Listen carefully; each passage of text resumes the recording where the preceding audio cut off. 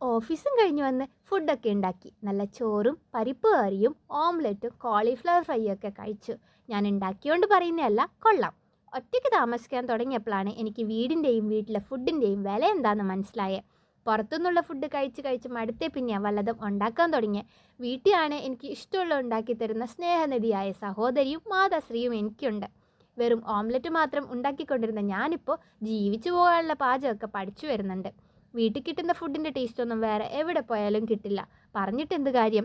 വീട്ടിൽ നിന്ന് മാറിയാലേ ഇൻഡിപെൻഡൻ്റ് ആകുമെന്നും പറഞ്ഞാൽ ബാഗും പാക്ക് ചെയ്ത് കൊച്ചിയിൽ വന്ന് ജോബിന് കയറിയ എനിക്ക് എന്തിൻ്റെ കേടായിരുന്നു എന്ന് പിന്നെ ചിന്തിക്കാത്ത ദിവസമില്ല.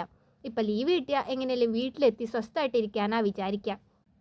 ഇങ്ങനെ ഓരോന്ന് ചിന്തിച്ചപ്പോഴാണ് ഫ്രണ്ട്സായി സംസാരിച്ചപ്പോൾ ഹൊറർ മൂവി സ്ത്രീ കണ്ടു പേടിച്ച കഥ പറഞ്ഞ്. എന്നാൽ എനിക്കും കാണണമെന്ന് തോന്നി ഹോട്ട്സ്റ്റാറിൽ തപ്പിയപ്പോൾ അതിൻ്റെ പാർട്ട് 1 മാത്രമേ ഉള്ളൂ. അതെങ്കിൽ അതൊന്നും പറഞ്ഞാൽ കാണാനിറങ്ങി.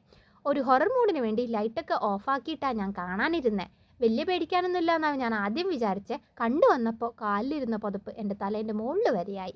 പിന്നെ ജനലിൻ്റെ സൈഡിൽ നിന്നും മോളിൽ നിന്നും എന്തിന് ബെഡിൻ്റെ അടിയിൽ നിന്നും വരെ സൗണ്ട് കേൾക്കുന്ന പോലെയുണ്ട്. ബെഡിൻ്റെ അടിയിൽ എനിക്കൊന്ന് നോക്കണം എന്നുണ്ട്, പക്ഷെ എൻ്റെ ധൈര്യം അതിന് സമ്മതിക്കുന്നില്ല. ഈ പണി എനിക്ക് പറഞ്ഞതല്ല എന്ന് മനസ്സിലായ പിന്നെ ഫോണും മാറ്റി വെച്ചൊന്ന് ഉറങ്ങാൻ നോക്കി. പക്ഷെ ഉറങ്ങണേൽ കണ്ണടക്കണമല്ലോ.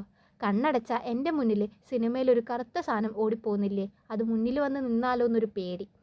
പിന്നെ റൂമിൽ ഒറ്റയ്ക്ക് പിടിച്ച് നിൽക്കാനുള്ള ധൈര്യം എനിക്കുണ്ടായില്ല. ലൈറ്റും ഇട്ട് നേരെ ഫ്രണ്ടിൻ്റെ റൂമിലോട്ട് ഓടി. അങ്ങനെ അവിടെ ഒരു മൂലയിൽ ഞാൻ സ്ഥാനം പിടിച്ചു. അപ്പോൾ ഇന്നത്തെ എൻ്റെ ഉറക്കം കൂടെ പോയി കിട്ടി. അപ്പോൾ ശുഭരാത്രി.